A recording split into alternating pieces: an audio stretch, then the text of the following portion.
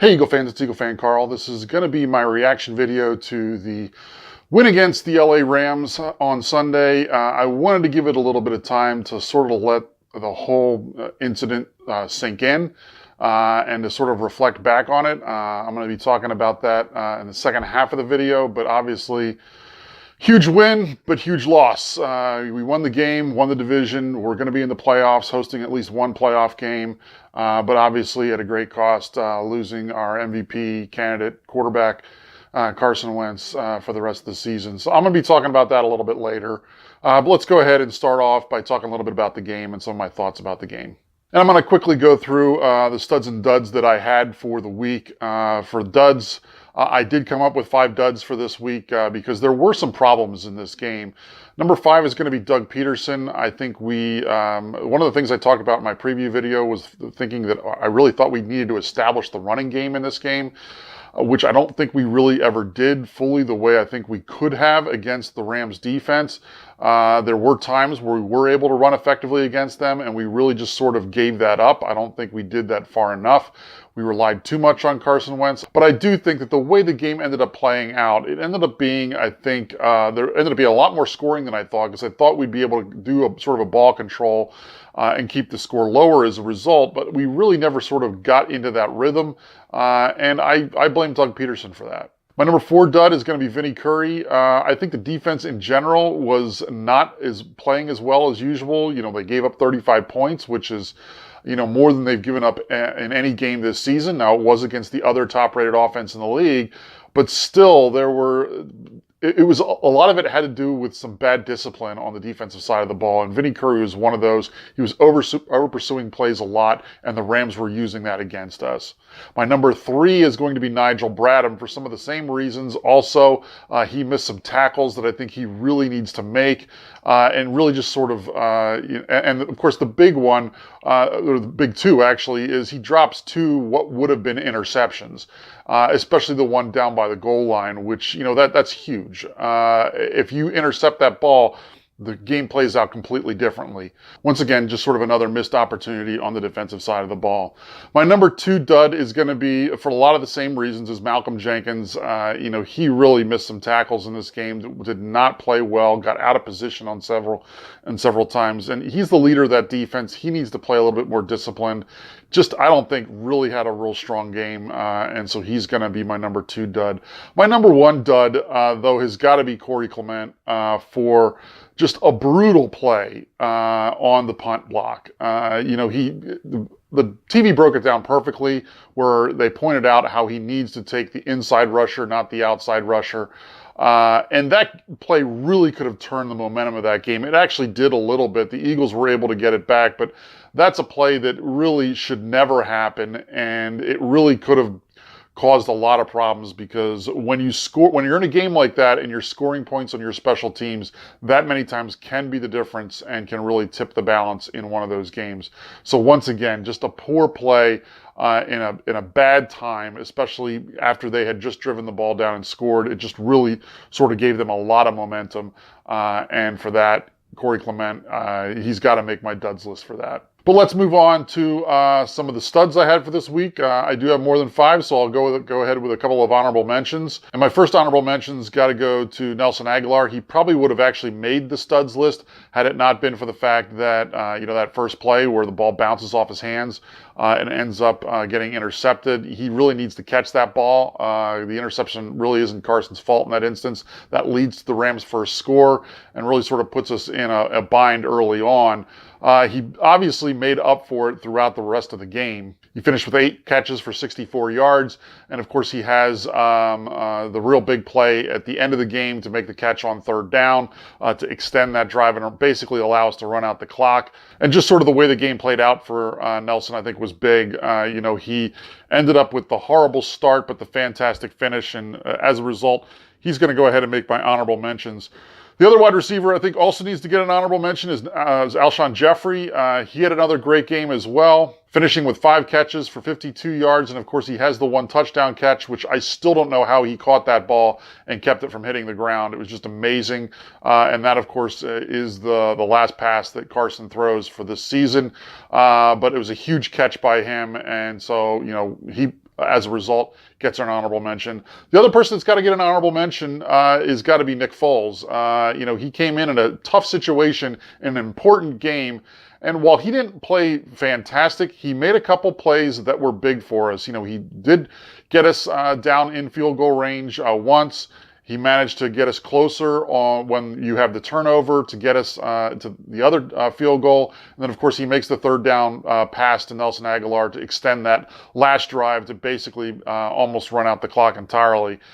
So, a lot of credit you've got to give to Nick Foles for that. He's not going to make my studs list because if you're going to throw a pass to Vaitai when you're under duress, that's just inexcusable. Hopefully, I'm going to chalk a lot of that up to rust, and maybe, with practice this week, he'll be able to knock some of that off. But I do want to give him some credit for coming into a difficult situation and basically coming out with the win. Because when he went into that game, the Eagles were behind, and he was able to manage to bring the team back and let us win that game. My number 5 stud, though, is going to be Fletcher Cox. A lot of the defensive players played poorly in this game, but Fletcher Cox was not one of those. He was creating a lot of pressure up the middle. He was in Jared Goff's face a lot during that day.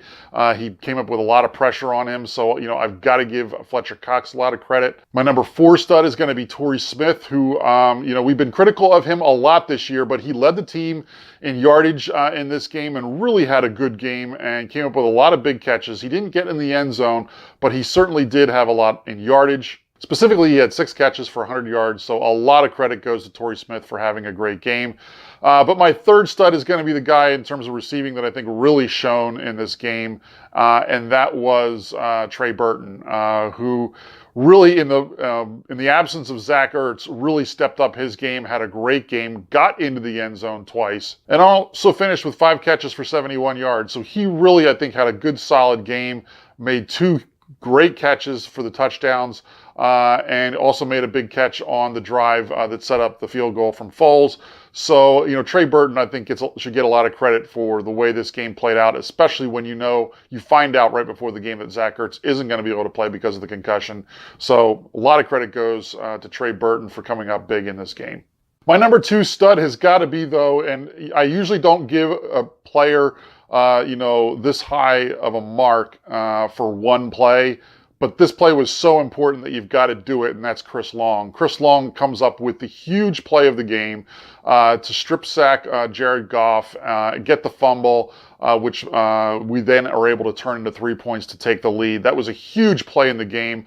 Obviously, we had gotten the score down to 1. They've got the ball back. Coming up, not only just stopping them, but stopping them in a way that we get a turnover is huge. And I was even thinking as that drive was starting, I was thinking, boy, we could really use a turnover right here. And Chris Long steps up, makes the play, and you got to give him a lot of credit for that. So for that reason, he's my number 2 stud of the game. Is there any question, though, who my number 1 stud of the game is going to be? It's going to be our last chance to honor him in this way this season, and that's got to be the quarterback, Carson Wentz.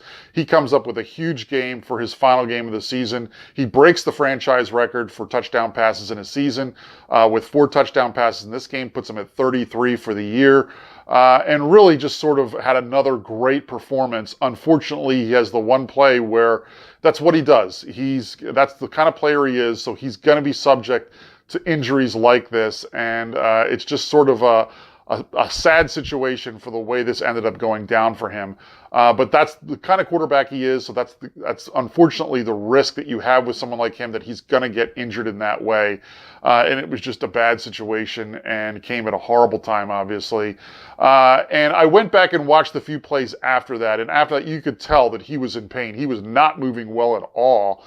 And fortunately, the offensive line, that was one of the times they really came up with some good pass blocking, because he absolutely needed it, because there was no way he was going to be able to move out of that pocket. They came up with some big, on 2 pass plays, came up with a lot of blocking. He missed on the one, and then he hits Alshon Jeffrey on the next one.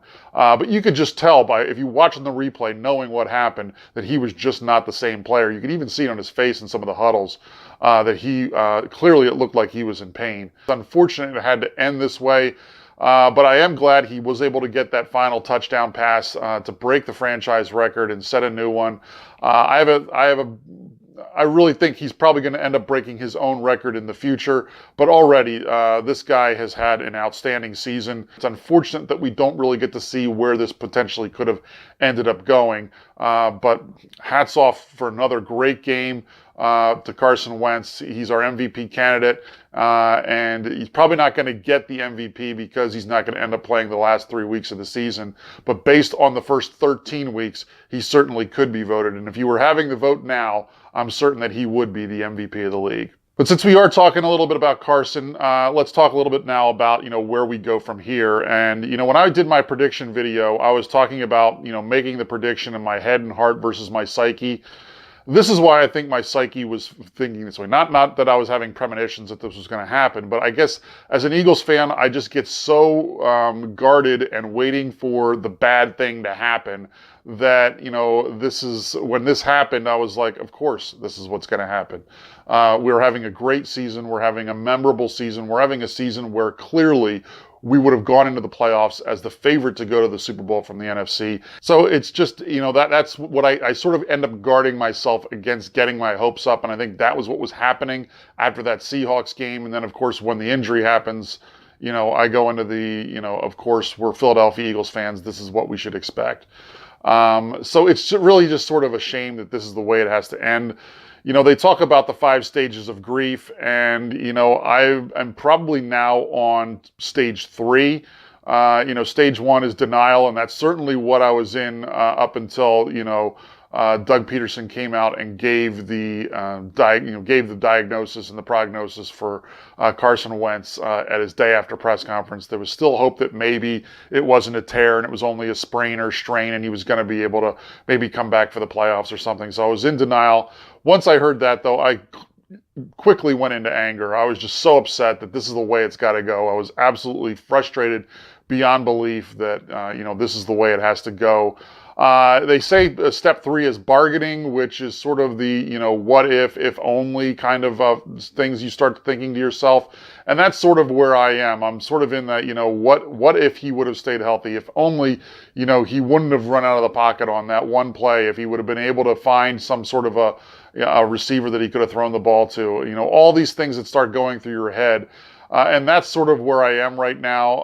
Also sort of the idea of, trying to hope for, maybe, Nick Foles will be able to do something with the team. And the depression probably will not hit for me until we start to see how this team plays and we start to see exactly if they're able to be competitive with Nick Foles. Now, I have no doubt that they'll be able to be competitive the next few weeks against teams that are clearly inferior. I think they're going to be able to do that. I think they'll be able to take care of business. But I really am concerned about how well they're going to play in the playoffs with a quarterback that's not as good as Carson Wentz. Nick Foles is a decent quarterback. He's a good backup quarterback. I love the idea that Nick Foles is our backup quarterback. And if he had to win a few games for us, I'd be ecstatic. I'd think this is great. But thinking that he's got to win us now a bunch of games in the playoffs, I just don't see that happening. And that's where I think the depression will start to set in, is once I see that start to happen in front of my eyes, that's when I'll probably start to get depressed. Acceptance probably won't happen until after the season is over. I'm not even going to go there yet. But that's sort of where I'm at in the whole stages of grief. And I know that that's talking about, losing someone, but in many respects, as Eagles fans, I think that's what it feels like we've done in this instance, is we've really lost a great player, a great talent. And I know he's going to be back next year, but the concern I have is with an ACL tear, will he even be able to start the season next year, given when the injury happened this year? If it would have happened earlier in the season, I'd feel a lot better about next year. But it's possible that next year, you talk about a 9 to 12 month recovery, he might not even be able to play until the second half of next year. And even that, when he comes back, he might not be 100% yet. So a lot of that also is leading to some of the depression that I'm feeling as well. There is some of that that's seeping in, but, we'll cross that bridge when we come to it. For now, it's onward and upward for the playoffs, and hopefully, this team can get things nailed down. If they win this coming week against the Giants, it clinches a first round bye. If they win the next 2 weeks against the Giants and Raiders, they clinch the number 1 seed. They can actually clinch the number 1 seed this week if they beat the Giants and the Vikings lose. So we could have home field advantage wrapped up at the end of this coming week. I doubt that's going to happen based on the Vikings' opponents. I think they play the Bengals at home. So I doubt that's going to happen. But I do think that we can wrap up home field advantage. I'm going to talk a little bit more about Nick Foles in my prediction video for the Giants game, which I'll go ahead and check in for, at that time. One final note, you'll see I'm wearing my Villanova shirt today. That's because those of you who know me know I'm a Villanova alum. I've talked about it in the past before. But Villanova obviously can do a huge accomplishment tonight. They can win their 5th straight Big 5 title if they beat Temple tonight, and that's a big deal. I love the motto of the Big 5, which basically says, if you don't think that there's a trophy for winning the Big 5, then you're clearly not from Philadelphia, because while there's not an actual trophy you win for it, it certainly gives you a lot of bragging rights in the city, and hopefully Villanova can take care of business. They're now the #1 team ranked in the country after a bunch of upsets this past weekend. They're still undefeated, so hopefully they'll be able to go ahead and finish off the Big 5. Go Wildcats. I hope they pull it off. Like I said, I'll go ahead and check in before the Giants game. Probably post that Friday night, because I'm going to be going up to Pennsylvania on Saturday. I'll tell you about that on Friday when I post the video about what's going to be happening this weekend. Some exciting stuff there. Until then, fly Eagles fly.